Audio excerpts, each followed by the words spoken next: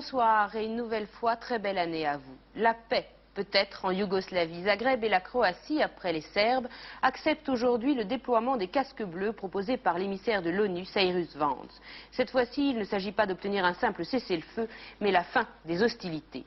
La Croatie a pourtant retenti de bombardements toute la journée, mais Dubrovnik, assiégé, a réveillonné en musique. Barbara Hendricks est venue chanter Mozart et Bach. Ce concert, dans une ville en guerre, c'était le Paris de Bernard Kouchner. Alain Chabot, Christophe Hérault étaient en Yougoslavie. Nouvel an salué par les armes à Dubrovnik. Quelque part à l'extérieur de la ville, gardes nationaux croates et soldats fédéraux échangent quelques rafales. Drôle de réveillon. Quelques minutes auparavant, la foule se pressait à l'entrée de la chapelle du couvent des franciscains. Parmi les visages, on reconnaît Simone Veil ou encore Michel Piccoli, venu assister au concert de la paix dans une Yougoslavie en guerre. Un récital classique interprété par Barbara Hendricks avec l'Orchestre national de Toulouse, une initiative de Bernard Kouchner.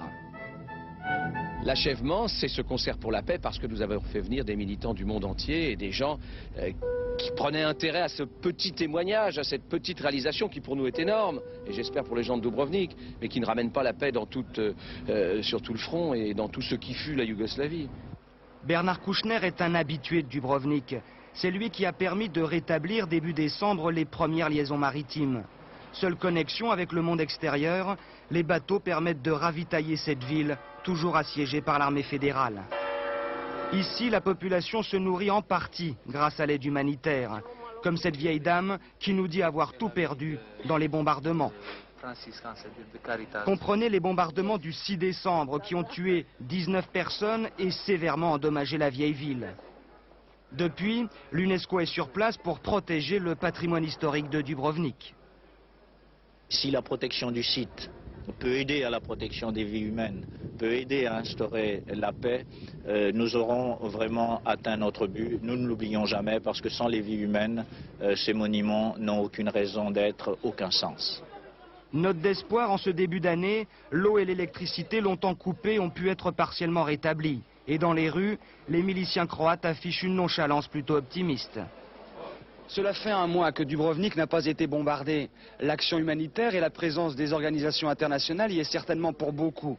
Mais ici, personne ne peut jurer que demain, les combats ne reprendront pas. Le pape a lancé lui aussi à l'aube de cette année nouvelle et pour la 25e journée mondiale de la paix, un appel à la paix en Yougoslavie. Dans son message de Nouvel An, Jean-Paul II a, comme à Noël, plaidé pour l'arrêt des combats. L'Europe devrait, a-t-il estimé, avoir honte des massacres d'innocents et proposer de nouvelles initiatives de paix. Le vœu de la presse algérienne pour 92, un sursaut démocratique pour contrer les islamistes avant le deuxième tour des élections. Pour certains, ce réveillon, réjouissance profane, était peut-être le dernier avant l'État islamique, mais dans les boîtes chics d'Alger, on a quand même dansé. Reportage de nos envoyés spéciaux, Morad Tabouche, Christian de Carnet. Allez, je veux voir tous les bras en l'air sur la piste. Au cœur d'Alger, la discothèque du Djezaïr, l'ex-Saint-Georges. Le rendez-vous est branché, l'entrée stricte et réglementée. Toute la nuit, comme pour mieux exorciser leur peur du lendemain, la Chichi, la jeunesse dorée d'Alger, a fait la fête. Funk, disco, rock, les décibels pleuvent sur la piste. Plus loin, ambiance typique, rail, folklore arabe ou berbère, Blaïd, chanteur kabyle, rebelle et contestataire, donne le rythme. Je suis très optimiste pour l'avenir parce que j'ai confiance en cette jeunesse et grâce à elle, on a pu changer le cours des événements et la jeunesse ne se laissera pas faire. Nuit qui chante, lendemain qui déchante, pas forcément. La presse titrait à la une ce matin, démocratie et constitution en danger, les forces du pays se lèvent, des comités de soutien à l'Algérie républicaine sont créés. L'Algérie va-t-elle sans broncher devenir un État islamique ? D'abord, j'aime pas cette parole d'État islamique. Nous sommes un pays musulman. En fait, ce qu'ils veulent dire peut-être, c'est État intégriste, État fasciste, État totalitaire. Et ça, je crois que on l'accepte pas et on l'acceptera pas. En Algérie, l'année 91 a été morose. Chute dramatique du pouvoir d'achat, aggravation du chômage, émeutes, tout y était. Seul espoir, le multipartisme. L'année 92 sera-t-elle ici l'année du changement? Vers quel changement? Démocratie ou État islamique? À Manille, Saint-Sylvestre et violence. À Moscou, premier nouvel an non communiste depuis 70 ans, mais dernier sursis avant la libéralisation des prix demain en Russie et en Ukraine. Voyage autour de minuit, Caroline Sins. Sous la garde vigilante des soldats du Kremlin, Moscou a enterré l'Union et fêté la Russie. Une majorité d'étrangers s'est retrouvée sur la place rouge pour le traditionnel feu d'artifice. Il faisait froid, moins 15 degrés. Les moscovites, eux, ne sont pas sortis. Leur lutte quotidienne pour manger s'annonce toujours plus dure avec la libéralisation des prix effectifs demain. Minuit à Londres, 75 000 personnes sont rassemblées à Trafalgar Square pour écouter Big Ben. Selon la police, la foule s'est bien comportée malgré 157 arrestations et 48 blessés. La routine d'une nuit trop arrosée. Le réveillon le plus dangereux s'est déroulé aux Philippines. 11 personnes sont mortes, 3 000 blessés, toutes victimes des feux d'artifice et des balles tirées pour fêter le Nouvel An. Un bilan terrifiant, mais là aussi habituel. Nouvel an spirituel au Japon. Ici à Kyoto, des milliers de personnes ont prié dans les temples pour que 92 soit l'année de l'espoir et de la paix. Débauche de lumière et fête gigantesque à l'image de New York. Une foule bigarrée et cosmopolite avait envahi les avenues de la Big Apple. Les vœux se sont souhaités dans toutes les langues. Ici, 92 s'est joué façon Hollywood. La magie aura duré une nuit. 92 sera peut-être l'année de la paix au Salvador. Le gouvernement salvadorien et le Front de Libération Nationale ont signé à New York un accord de paix, un accord qui pourrait mettre fin à une guerre civile de 11 ans, une guerre qui a fait 70 000 victimes. Marie-Odile Pagnès. Il n'est pas encore tout à fait minuit et déjà le vœu le plus cher des Salvadoriens pour l'année 92 est en passe d'être exaucé. Le président Cristiani vient d'annoncer à la télévision la signature d'un accord de paix entre le gouvernement et les guerrilleros. La joie après 11 ans de guerre civile. Mars 1980, alors que le pays connaît déjà de nombreux troubles, Monseigneur Romero, porte-parole des classes les plus démunies et défenseur des droits de l'homme, est assassiné. Sa mort déclenche une flambée de violence sans précédent. La résistance à la junte civile et militaire au pouvoir s'unifie et en janvier 1981, le front Farabundo Martí pour la libération nationale lance une offensive dans tout le pays. Dès lors, les combats ne cesseront plus. L'armée salvadorienne bénéficie du soutien des États-Unis, le front Farabundo Martí de celui de Cuba et de Moscou. En 1984, quelques mois après son élection, le président chrétien-démocrate Napoléon Duarte engage des pourparlers avec le front, mais en vain. En 1989, son successeur Alfredo Cristiani, issu de l'ARENA, le parti d'extrême droite, renoue le dialogue, succession de négociations et de provocations armées. Mais dans le contexte de fin de guerre froide, les soutiens extérieurs s'affaiblissent. Et hier, sous l'égide de l'ONU, les deux camps semblent avoir réussi à trouver une issue. La paix au Salvador, c'était le rêve du Péruvien Pérez de Cuéllar. Le secrétaire général des Nations Unies a signé là son ultime succès en 10 ans de mandat. Christine Lehéran. Javier Pérez de Cuéllar, chaleureusement remercié par son entourage à l'ONU alors qu'il quitte pour la dernière fois le siège new-yorkais. Depuis son premier mandat, cet avocat de formation a conquis la confiance de ses interlocuteurs. La tâche est pourtant difficile dès 1981. L'ONU a des actions limitées par les tiraillements Est-Ouest. Il est réélu en 86 et la situation s'améliore avec le réchauffement entre les deux blocs. Homme discret, homme de terrain, c'est avant tout un négociateur qui tient à son impartialité et à son intégrité. Les dossiers chauds restés dans l'impasse avancent. Celui dont il est le plus fier, l'indépendance de la Namibie, l'Afrique et les relations nord-sud, un véritable cheval de bataille. Il faut une action coordonnée de la communauté internationale pour éviter une catastrophe de dimension énorme en Afrique. Et ça, il faut le faire, c'est une urgence. Rétablir les équilibres donc, mais aussi la paix. Premier vrai succès en 88, le cessez-le-feu dans la guerre Iran-Irak. Médiation récompensée la même année, les casques bleus de l'ONU reçoivent le prix Nobel de la paix. Pérez de Cuéllar concentre ses efforts sur le Moyen-Orient. Échec pendant la guerre du Golfe, il garde un goût amer de sa rencontre avec Saddam Hussein, qui lui refuse toute négociation. Succès mitigé ensuite pour la libération des otages du Liban. À la demande des ravisseurs, il prend le dossier en main et veut le clore avant son départ. 9 occidentaux sont libres, mais il reste des otages dont le sort n'est pas réglé. Reconnu maître dans l'art de la diplomatie, il a fait l'unanimité autour de lui et surtout, il a réhabilité l'ONU sur la scène internationale. Demain, c'est l'Égyptien Boutros Boutros-Ghali qui prendra les rênes de l'ONU. Et dans la série des changements, le Portugal assure depuis ce matin la présidence de la Communauté européenne. Depuis ce matin, aucune arme ne devrait plus franchir les frontières afghanes. Les Américains, comme les ex-soviétiques, s'interdisent désormais toute livraison. L'Afghanistan était le dernier conflit né de la guerre froide et ce désarmement forcé est un nouveau pas vers la paix. Pierre Babet. Dans les rues de Kaboul, dans le reste du pays, plus de 3 millions d'estropiés. Dans les cimetières, dans les morgues, 1,5 million de morts. Sur les routes, dans les ruines, 5 millions de réfugiés. Le conflit d'Afghanistan aura été le plus long, le plus douloureux de toute la décennie 80.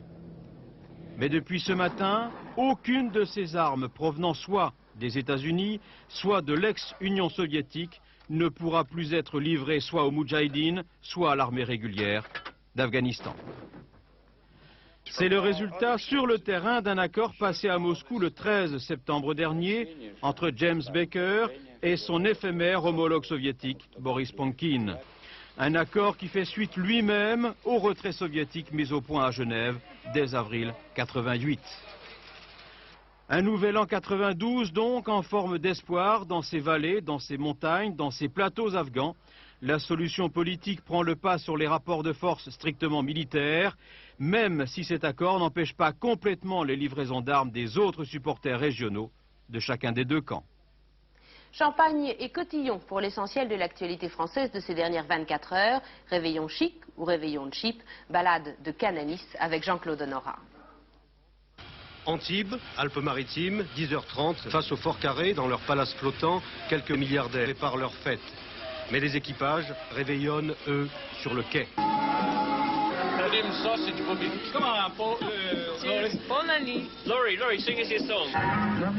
11h vers le camping du Pylône, toujours à Antibes, le réveillon le moins cher, 20 francs. Ils sont hongrois, plus de rideau de fer, reste le mur de l'argent.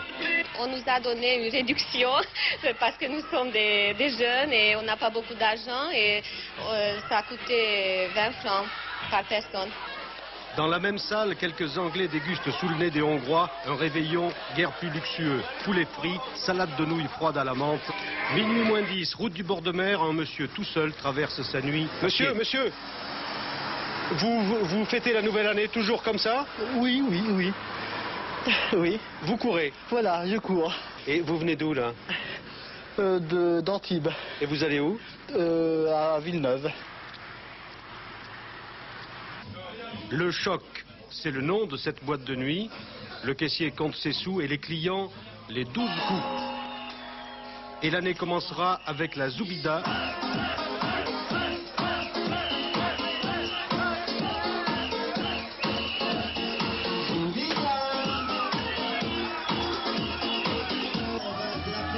De la fraîcheur aussi, presque toutes les températures. 2h du matin, direction Nice, à quelques pas des grands hôtels, petite rencontre de gitans roumains et de gitans français sous un pont d'autoroute. «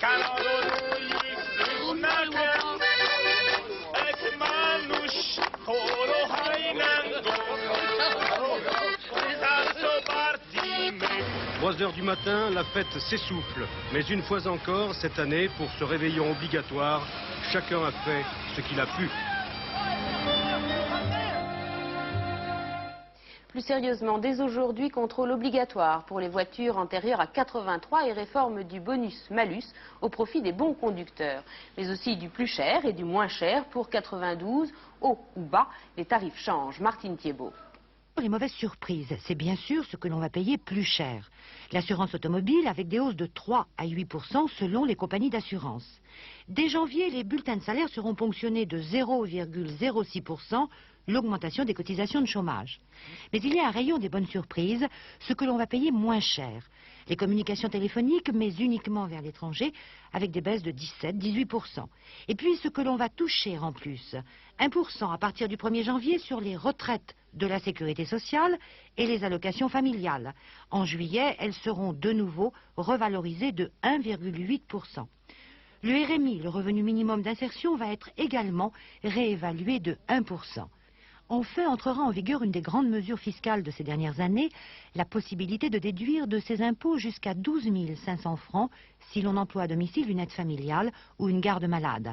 L'un des chevaux de bataille de Martine Aubry pour créer de nouveaux emplois. Les listes électorales sont closes, vous le savez, depuis hier 18h pour les scrutins de 92.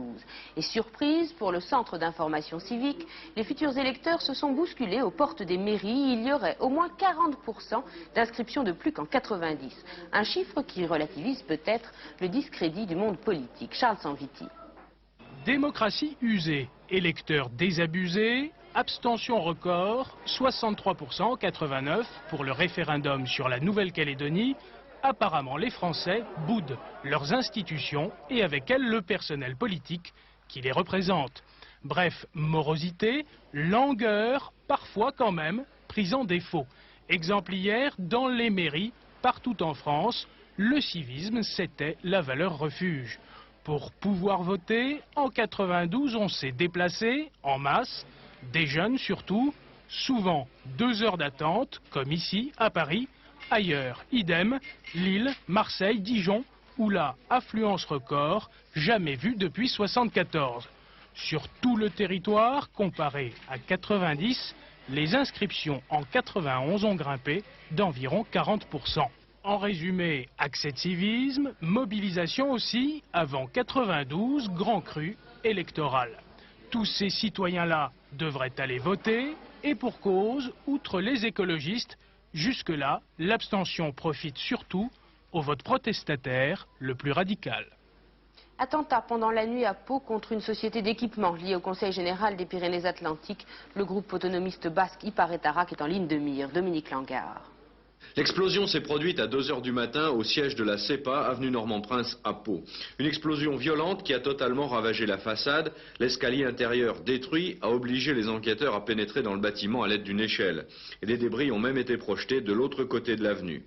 Un attentat qui se rapproche en apparence de celui de Cibourg début novembre, visant un immeuble en construction, et qui laisse à penser aux policiers qu'il y aurait pu avoir 2 charges. Bien que cet attentat n'ait pas encore été revendiqué, l'engin, celui habituellement utilisé par Iparretarac et la cible, oriente les recherches vers le groupe clandestin basque. L'engin, une bombe de gaz bourrée d'explosifs, la cible, la CEPA, la Société d'équipement des Pyrénées-Atlantiques, une société privée dont le Conseil général est le principal actionnaire. Sa mission, l'aménagement du département, de la maîtrise foncière à l'équipement. C'est le 7e attentat commis à Pau en un an et visant soit des promoteurs, soit des locaux dépendants du département.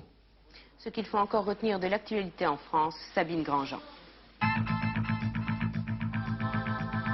Les obsèques de Mohamed Chara célébrées cet après-midi à la mosquée de Fouquier-et-Lens.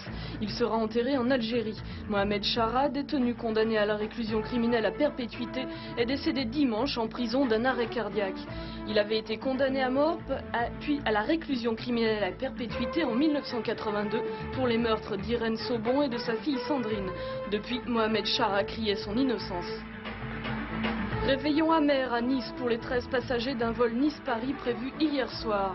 Le décollage a été annulé à la dernière minute. La compagnie Minerve avait jugé que l'appareil n'était pas suffisamment rempli. L'avion d'une capacité de 137 places est resté au sol et les candidats au voyage ont été relogés dans des hôtels de Nice par la compagnie. Selon Minerve, les passagers n'auraient pas été prévenus à cause d'un problème informatique. Incident de parcours pour la flamme olympique. Une rixe a opposé une équipe de FR3 à 2 techniciens de la société organisatrice du son et lumière. À l'origine de l'incident, un projecteur qui aurait gêné la bonne marche du spectacle. L'un des membres de l'équipe d'FR3 a été violemment frappé à la tête. Il a été admis à l'hôpital de Lille où on lui a fait plusieurs points de suture. Une grande partie du matériel de retransmission a été saccagé. FR3 Lille a décidé de porter plainte. À Luxeuil-les-Bains, en Haute-Saône, les montgolfières du jour de l'an ont remplacé la bicyclette du facteur. Plus de 1500 cartes de vœux ont été envoyées vers leurs destinataires en ballon. Elles sont frappées de 3 tampons. Le premier est la flamme classique des TPT. Le second indique que le courrier a été acheminé par Montgolfière. Le troisième précise le lieu d'atterrissage des ballons. La croisière, plus florissante que jamais, 5 millions de passagers aux États-Unis, 600 000 en Europe, de moins en moins chères, de plus en plus variées. Les croisières gardent pourtant un goût de vacances de luxe. Jacques Garnier, Christos Camillieris. En 1990, plus de 120 000 Français ont opté pour ce tourisme de rêve. La France est passée à la 3e place derrière les Allemands et les Anglais avec un chiffre d'affaires de plus de 800 millions de francs. Le nombre des passagers a plus que triplé au cours de ces 2 dernières années. La moyenne d'âge des croisiéristes a baissé de 10 ans et les voyages en mer ne sont plus réservés aux riches retraités ou aux personnes âgées. C'est un secteur en pleine évolution. Il y a un avenir car de plus en plus, on se rend compte en France comme en Europe, les gens morcellent de plus en plus leurs vacances, prennent souvent des tranches de 7 jours. C'est sans doute là que va se développer le mieux le marché par rapport aux anciennes formules de 14 jours.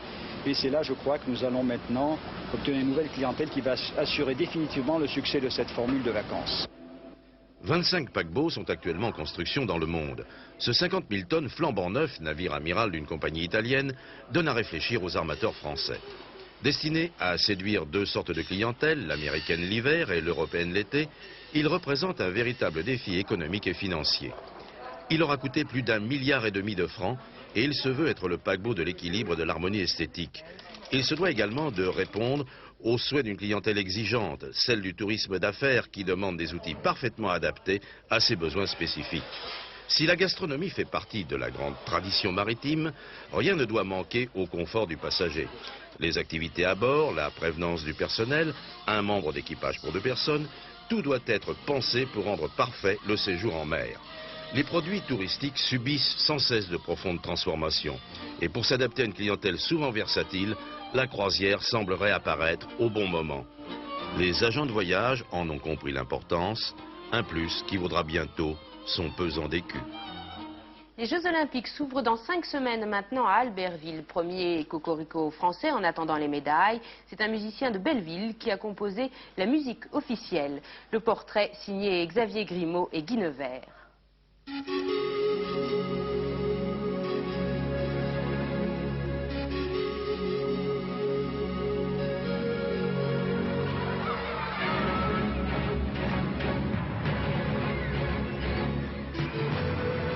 Cette musique, vous ne la connaissez peut-être pas encore, mais bientôt, vous allez la savoir par cœur, comme des centaines de millions de gens.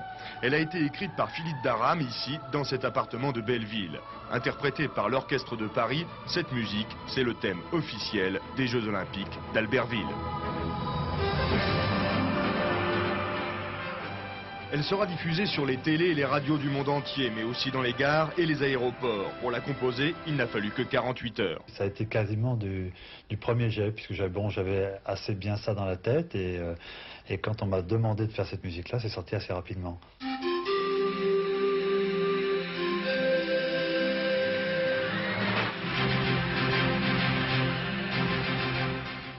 On me demandait de faire une musique allant avec 3 mots, qui étaient la jeunesse, la montagne dans l'ordre, la montagne, la jeunesse et le sport olympique, pour illustrer le plus beau geste sportif qui était la phrase que souhaitait Jean-Claude Killy. Philippe Darame est auteur de musique de film. Cette fois-ci, il signe à coup sûr un succès mondial. Il faut dire qu'il avait mis toutes les chances de son côté. Il ne travaille que sous le regard de Wagner et même sa rue est baptisée du nom d'un compositeur. 3 expositions importantes vont fermer leurs portes à Paris, sinon la semaine prochaine, du moins à la fin du mois. À ne pas manquer, la rétrospective du surréaliste allemand Max Ernst à Beaubourg, l'expo Géricault, plus classique, au Grand Palais, ou l'hommage français au peintre norvégien Edvard Munch au musée d'Orsay. Thierry Stempfler. Pendant toute sa vie, Munch a rêvé d'une grande exposition parisienne. 47 ans après la disparition du peintre norvégien, la France accueille enfin Le Cri, son tableau le plus célèbre, ainsi que la plupart de ses œuvres majeures. Gros succès pour une exposition installée au musée d'Orsay et qui permet la découverte d'un artiste qu'on l'on a souvent rapproché de Gauguin et surtout de Van Gogh. Son style violent tranche particulièrement avec le monde protestant et bourgeois dépeint par les artistes scandinaves de l'époque. De fréquents séjours en Allemagne et en France, affirmant la personnalité de ce post-impressionniste à la recherche d'un nouvel humanisme. Peintre du début du 19e siècle, Théodore Géricault incarne l'art romantique français. De son vivant, ses tableaux sont accueillis diversement, la critique et l'opinion lui accordant tour à tour triomphe et rebuffade. Géricault, mort à l'âge de 34 ans, est parfois réduit à l'aspect académique de certains de ses tableaux. Mais l'exposition du Grand Palais nous donne l'occasion de découvrir l'audace dont il a su faire preuve à de multiples reprises. Très complète également l'exposition consacrée à Max Ernst au Centre Beaubourg. Peintre, sculpteur, poète, essayiste, ouvert à la problématique de l'inconscient ou de la mythologie, l'œuvre d'Ernst, forcément inégale, constitue l'une des plus brillantes évocations de notre époque. Le coup de patte dans l'œuvre est fabuleuse, mais à côté, c'est un des rares peintres du XXe siècle qui nous donne toute une thématique, une iconographie qui dit quelque chose sur notre siècle, sur les horreurs de notre siècle et sur les espoirs de notre siècle. 3 expositions à voir d'urgence avant qu'elles ne quittent les 6 messes parisiennes. Tout de suite, la météo de Michel Touré, suivie de la classe. Vous retrouverez Marc Hautement pour Soir 3 à 22h10. Je vous donne rendez-vous demain à midi et 12h45. Très bonne soirée et encore une fois, très belle année 92.